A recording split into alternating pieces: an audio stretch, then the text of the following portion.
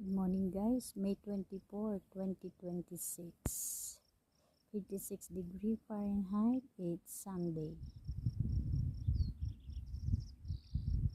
Tingnan po ninyo yung hugis ng tubig para siyang kaliskis dito sa lake, Flying X Ranch.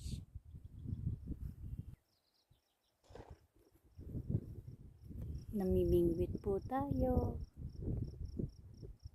Ayan o, para siyang kaliskis.